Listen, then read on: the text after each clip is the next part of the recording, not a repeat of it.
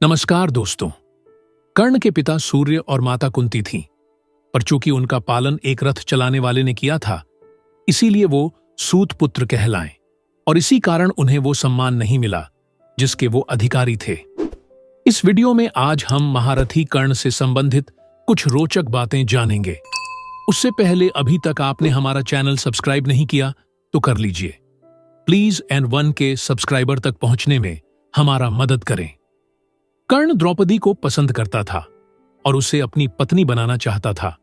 साथ ही द्रौपदी भी कर्ण से बहुत प्रभावित थी और उसकी तस्वीर देखते ही यह निर्णय कर चुकी थी कि वह स्वयंवर में उसी के गले में वरमाला डालेगी, लेकिन फिर भी उसने ऐसा नहीं किया। द्रौपदी और कर्ण दोनों एक दूसरे से विवाह करना चाहते थे, लेकिन सूत पुत्र होने की वजह से यह विवाह नहीं हो पाया। नियति ने इन दोनों का विवाह नहीं होने दिया, जिसके परिणाम स्वरूप कर्ण पांडवों से नफरत करने लगा। द्रौपदी ने कर्ण के विवाह प्रस्ताव को ठुकरा दिया क्योंकि उसे अपने परिवार के सम्मान को बचाना था। क्या आप जानते हैं, द्रौपदी के विवाह प्रस्ताव को ठुकरा देने के बाद कर्ण ने 2 विवाह किए थे। चलिए आपको बताते हैं किन हालातों में किससे कर्ण ने विवाह किया था। कर्ण ने किए थे 2 विवाह। अविवाहित रहते हुए कुंती ने कर्ण को जन्म दिया था। समाज के लांछनों से बचने के लिए उसने कर्ण को स्वीकार नहीं किया। कर्ण का पालन एक रथ चलाने वाले ने किया, जिसकी वजह से कर्ण को सूतपुत्र कहा जाने लगा। कर्ण को गोद लेने वाले उसके पिता आधिरथ चाहते थे कि कर्ण विवाह करे। पिता की इच्छा को पूरा करने के लिए कर्ण ने रुशाली नाम की एक सूतपुत्री से विवाह किया। कर्ण की दूसरी पत्नी का नाम सुप्रिया था। सुप्रिया का जिक्र महाभारत की कहानी में ज्यादा नहीं किया गया है। रुशाली और सुप्रिया से कर्ण के 9 पुत्र थे: वृषसेन, वृषकेतु, चित्रसेन, सत्यसेन, सुषेन, शत्रुंजय, द्विपात, प्रसेन और बनसेन। कर्ण के सभी पुत्र महाभारत के युद्ध में शामिल हुए, जिनमें से 8 वीर गति को प्राप्त हो गए। प्रसेन की मौत सात्यकी के हाथों हुई। शत्रुंजय, वृषसेन और द्विपात की अर्जुन, बनसेन की भीम, चित्रसेन, सत्यसेन और सुषेन की नकुल के द्वारा मृत्यु हुई थी। वृषकेतु एकमात्र ऐसा पुत्र था जो जीवित रहा।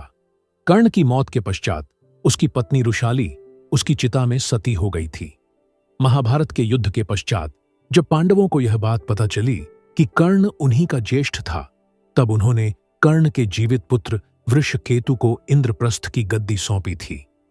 अर्जुन के संरक्षण में वृषकेतु ने कई युद्ध भी लड़े थे। श्री कृष्ण ने क्यों किया कर्ण का अंतिम संस्कार अपने ही हाथों पर?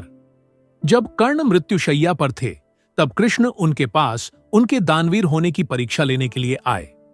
कर्ण ने कृष्ण को कहा कि उसके पास देने के लिए कुछ भी नहीं है। ऐसे में कृष्ण ने उनसे उनका सोने का दांत मांग लिया। कर्ण ने अपने समीप पड़े डढ़े पत्थर को उठाया और उससे अपना दांत तोड़ डढ़कर कृष्ण को दे दिया। कर्ण ने एक बार फिर अपने दानवीर होने का प्रमाण दिया, जिससे कृष्ण काफी प्रभावित हुए। कृष्ण ने कर्ण से कहा कि वह उनसे कोई भी वरदान मांग सकते हैं। कर्ण ने कृष्ण से कहा कि एक निर्धन सूत पुत्र होने की वजह से उनके साथ बहुत छल हुए हैं। अगली बार जब कृष्ण धरती पर आए तो वह पिछड़े वर्ग के लोगों के जीवन को सुधारने के लिए प्रयत्न करें। इसके साथ कर्ण ने 2 और वरदान मांगे। दूसरे वरदान के रूप में कर्ण ने यह मांगा कि अगले जन्म में कृष्ण उन्हीं के राज्य में जन्म लें, और तीसरे वरदान में उन्होंने कृष्ण से कहा कि उनका अंतिम संस्कार ऐसे स्थान पर होना चाहिए जहां कोई पाप ना हो।